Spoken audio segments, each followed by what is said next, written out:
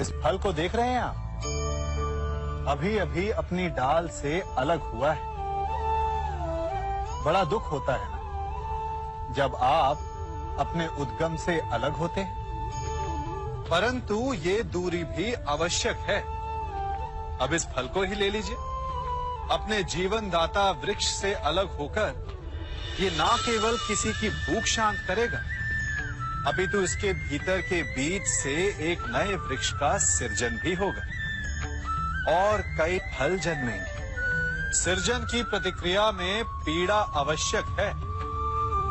यदि पीड़ा नहीं होगी तो सृजन नहीं होगा। पीड़ा अपने उद्गम से दूर होने, पीड़ा अपनों से दूर होने। इस फल की भांति हम मनुष्यों को भी अपने उद्गम से, अपने सगे संबंधियों से अलग होना पड़ता है और यही अलगाव एक नए सृजन को, एक नई सृष्टि को, एक नए विकास को जन्म देता है। इसलिए ऐसे अलगाव से दुखी मत होइए, उसका स्वागत कीजिए, क्योंकि ये विकास की नींव है। अपराध वो भावना है जिसके कारण संसार में सदा दुख ही व्याप्त रहता है। हम सब अपराधियों से घृणा करते हैं, उन्हें कोसते हैं, परंतु क्या कभी विचार किया है कि कोई भी जन्म से अपराधी नहीं होता? तो ऐसा क्या कारण है कि कोई इतना बुरा बन जाता है कि वो बुराई की सीमाएं ही पार कर जाए? कारण है कामना। यदि कामना पर नियंत्रण ना रखा जाए, यदि कामना को पूर्ण करने के लिए परिश्रम ना किया जाए, तो वो तृष्णा में बदल जाती है और तृष्णा लालच में, और लालच छल में, और छल करते ही मनुष्य अपराध की ओर अपने पग बढ़ा देता है। इसलिए ये अत्यंत आवश्यक है कि मन की कामनाओं पर नियंत्रण रहे। यदि मन पर नियंत्रण रहेगा तो अपराध पर स्वयं ही नियंत्रण हो जाएगा। हम सबका मन करता है कि हम जीवन में ऐसे शिखर पर पहुंचे जहां हमसे ऊपर कोई ना हो, जहां हमें कुछ करने की आवश्यकता ना पड़े, है ना? कुछ लोग इस शिखर पर पहुंच भी जाते हैं, परंतु उनका मन सदा विचलित रहता है। इतनी मनोरंजक बात है ना कि जिस विश्राम को पाने के लिए हम इतनी मेहनत करते हैं, इतना परिश्रम करते हैं, वो हमें मिलता ही नहीं। कारण स्वयं सोचिए, वन का राजा होने के पश्चात भी सिंह को अखेट के लिए परिश्रम क्यों करना पड़ता है? सोचिए। मैं बताता हूं, क्योंकि राजा होने का अर्थ ये नहीं कि वो सदा सोता रहे और मृग स्वयं उसके समक्ष आकर कहेगा कि आइए महाराज, मुझे खाकर अपनी भूख मिटाइए। तो समझ लीजिए, कार्य आपके परिश्रम से संपन्न होते हैं, केवल कामना से नहीं। यदि आप नीचे हैं तो सदा स्मरण रखें कि आपका परिश्रम ही आपको ऊंचाइयों पर ले जाएगा, और यदि आप ऊंचाई पर हैं तो वहां पर भी रहने के लिए आपको निरंतर परिश्रम करते रहना होगा।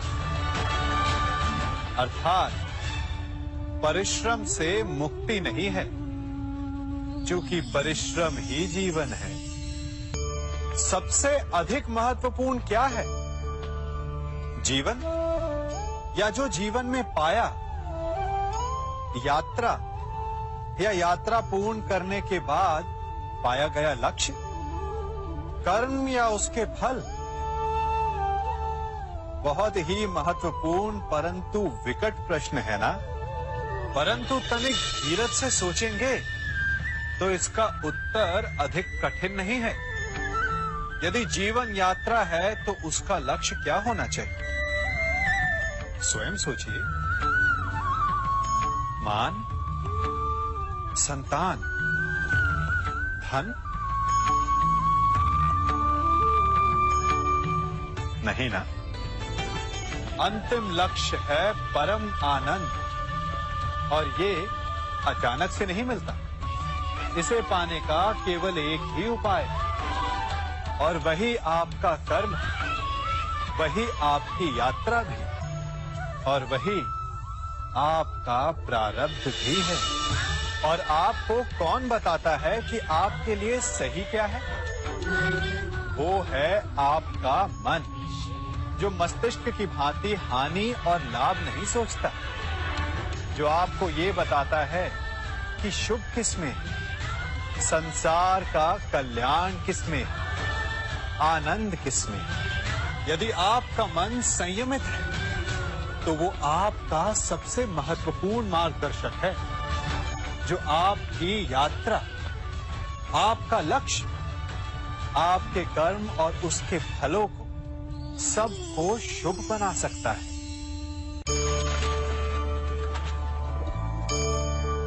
इन पक्षियों को देख रहे हैं आप? इनका उड़ना वायु में इतना संतुलन मुक्त कर देता है ना? इन्हें उड़ते देख आपके मन में भी इच्छा होती होगी कि इन्हीं की भांति आप भी स्वतंत्रता से उड़ पाएं। ईर्ष्या होती है ना, जब आप इन्हें खुले आकाश में ऐसे विचरण करते देखते हैं। पर कभी सोचा है इस उड़ान को, इस स्वतंत्रता को पाने के लिए कितना परिश्रम, कितना अभ्यास किया होगा इन्होंने? आकाश में उड़ने से पूर्व धरती पर कितना गहन परिश्रम किया होगा इन्होंने। इनके माता पिता ने पहली बार जब इन्हें पंख फड़फड़ाने को उकसाया होगा तो कितनी बार गिरे होंगे। पहली बार वायु में उड़ते समय कितना भय लगा होगा इन्हें। अपनी पहली उड़ान के पश्चात धरती पर उतरते समय गिरकर कितनी चोट खाई होगी। इस उड़ान का, इस स्वतंत्रता का ये मूल है। यदि आप ये दे सकते हैं तो अवश्य आप भी इस स्वतंत्रता को पा सकते हैं। इन पक्षियों की भांति ही अपने चारों ओर जब भी आप किसी सफल मनुष्य को देखें तो उससे ईर्ष्या ना करें। उसके परिश्रम और पीड़ा को समझने का प्रयास करें जो उसने यहां तक पहुंचने में पाई है।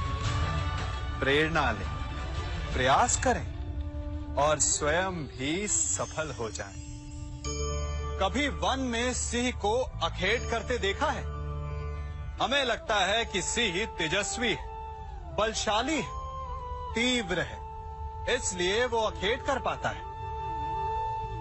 परंतु इस अखेट के दूसरे पक्ष को भी देखने का प्रयास कीजिए। सिंह अखेट तभी कर पाता है जब हिरण आस छोड़ देता है, जब वो भागना बंद कर देता है, जब वो संघर्ष करना छोड़ देता है। सिंह हिरण की मृत्यु नहीं चुनता, हिरण स्वयं अपनी मृत्यु चुनता है। ठीक उसी प्रकार असफलता हमें नहीं चुनती, हम असफलता को चुनते हैं। ये हम ही हैं जो आशा को छोड़कर संघर्ष करना छोड़ देते हैं और भाग्य का अखेट बन जाते हैं। इसलिए संघर्ष करना मत बंद कीजिए, प्रयास करते रहिए और सफलता आपकी मुट्ठी में होगी। जब घर में अंधकार छा जाता है तो प्रकाश लाने के लिए आप क्या करते हैं? दीपक ढूंढते हैं और उसकी लौ को प्रज्वलित करते हैं और फिर अंधकार अपने आप दूर हो जाता है। अब आप कहेंगे कि इसमें कौन सी नई बात है? यदि अंधकार को दूर करना है तो दीपक की लौ को प्रज्वलित तो करना ही पड़ता है। यही बात तो समझने की है। यदि अंधकार से लड़ना है तो अंधकार का सहारा नहीं लिया जा सकता, उसके लिए प्रकाश की आवश्यकता होती है। घृणा का अंत करना है तो उसे घृणा से अंत नहीं किया जा सकता, उसे प्रेम की आवश्यकता होती है। शत्रुता का अंत शत्रुता से नहीं किया जा सकता, उसे क्षमा की आवश्यकता होती है। यदि आपको नकारात्मक ऊर्जाओं से लड़ना है तो स्वयं को सकारात्मक बनाना होगा और तभी आपके जीवन में वास्तविक आनंद आ सकेगा। एक न एक बार हर युवा के जीवन में एक ऐसा समय आता है जब उसे लगता है कि उसके माता पिता उसके साथ बहुत कठोर हो रहे हैं। मैं आपसे पूछता हूं, क्या आपने कभी कुम्हार को मटकी बनाते हुए देखा है?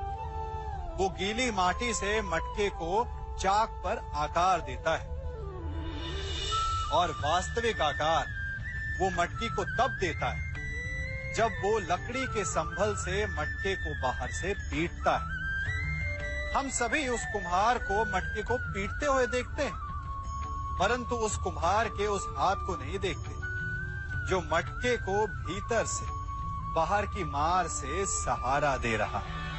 हमारे माता पिता भी ऐसे ही होते हैं। अपनी संतान के भले के लिए, उसके भविष्य को आकार देने के लिए कभी कभी वो कठोरता को भी अपनाते हैं। आप केवल उनकी कठोरता को मत देखिए, उस संभल को भी देखिए जिसने आपको भीतर तक से संभाल कर रखा है।